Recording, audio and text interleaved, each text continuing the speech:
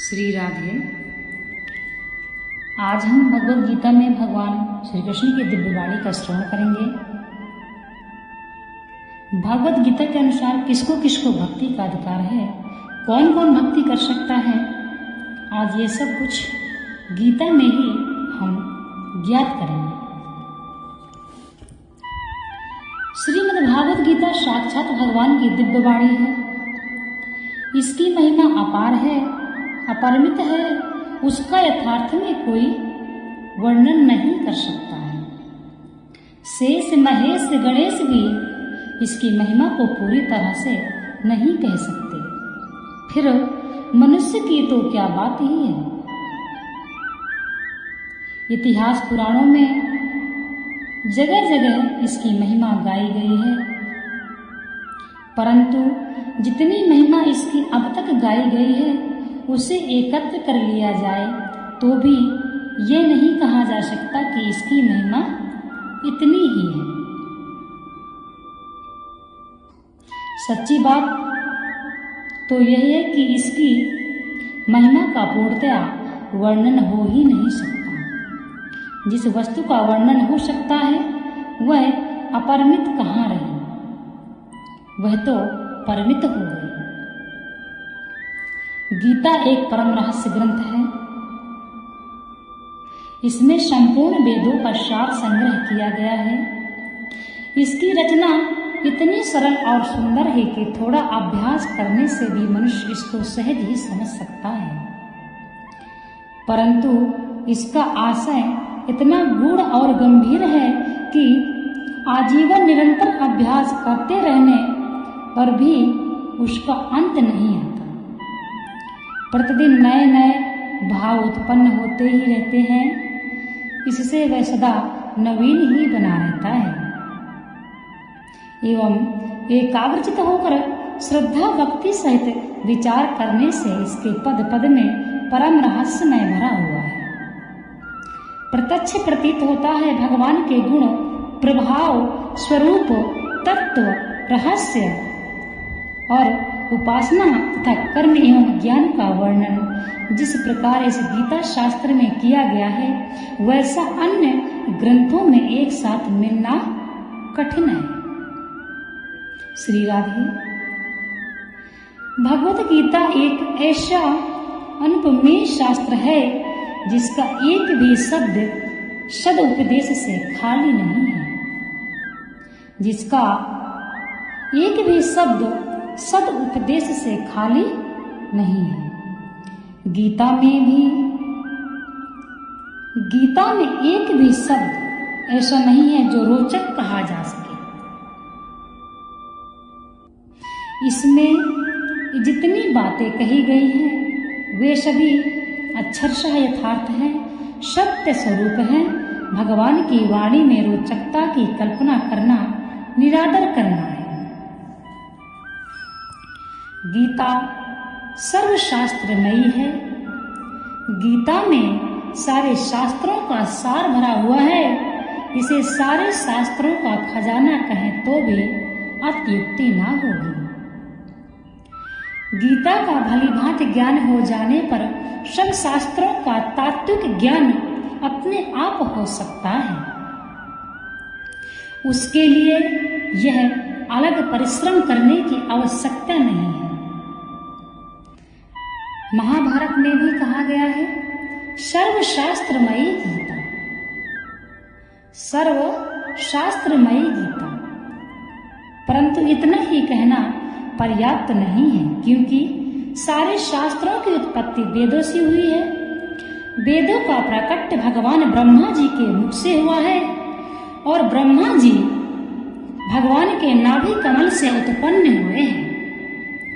इस प्रकार शास्त्रों और भगवान के बीच में बहुत अधिक व्यवधान पड़ गया है, किंतु गीता तो स्वयं भगवान की मुखार बिंद से निकली है, इसलिए उसे सभी शास्त्रों से बढ़कर कहा जाए तो अत्युक्ति ना हो। स्वयं भगवान वेद व्यास जी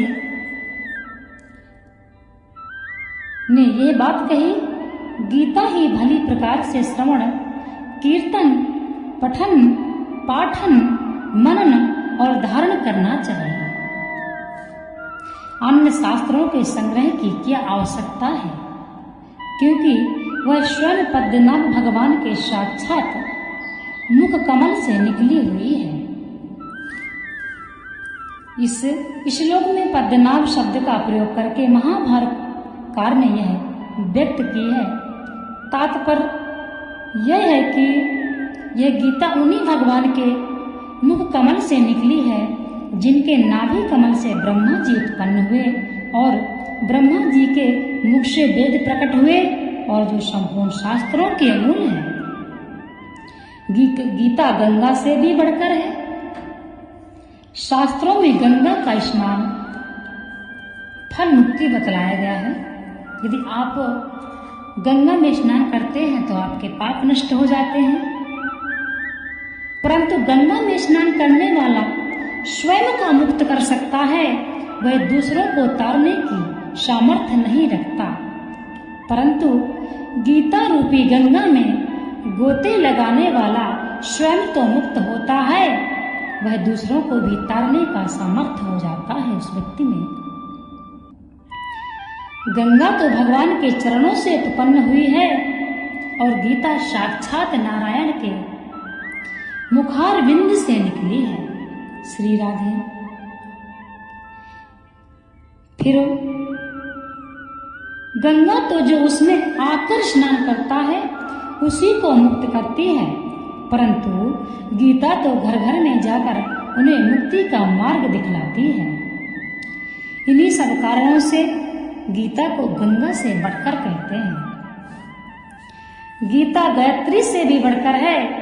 गायत्री जब से मनुष्य की मुक्ति होती है यह बात ठीक है, किंतु गायत्री जब करने वाला भी स्वयं ही मुक्त होता है, पर गीता का अभ्यास करने वाला तो तरन तारण बन जाता है। जब मुक्ति के दाता स्वयं भगवान ही उसके हो जाते हैं, तब मुक्ति की तो बात ही क्या, मुक्ति उसकी चरण धूलि में निवास करती है।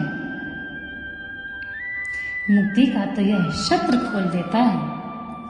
गीता को हम स्वयं भगवान से भी बढ़कर कहें तो अत्युक्ति ना होगी। भगवान ने स्वयं कहा है, मैं गीता के आश्रय में रहता हूँ, गीता मेरा श्रेष्ठ घर है। गीता के ज्ञान का सहारा लेकर ही मैं तीनों लोकों का पालन करता हूँ। इसके सिवा गीता में ही भगवान मुक्त कंठ से यह घोषणा करते हैं कि जो कोई मेरी इस गीता रूप आज्ञा का पालन करेगा वह निसंदेह मुक्त हो जाएगा।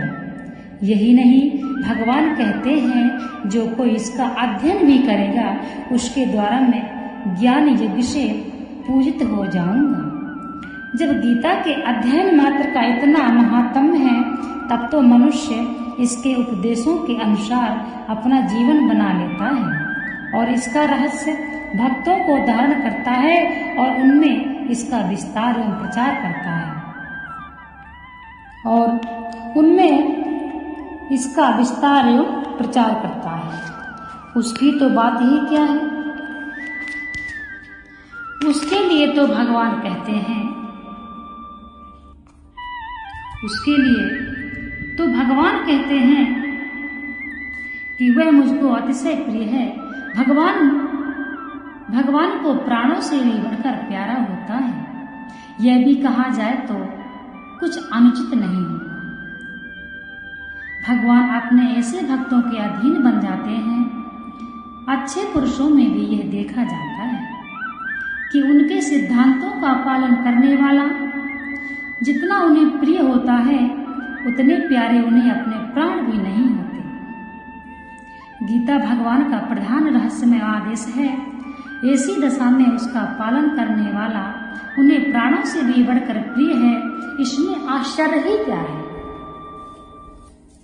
गीता भगवान का श्वास है और हृदय है। भगवान की मूर्ति है जिसके हृदय में, वाणी में, शरीर में तथा समस्त इंद्रियों में एवं उनकी क्रियाओं में गीता रंग गई, वह पुरुष साक्षात गीता की मूर्ति है। श्री राधे।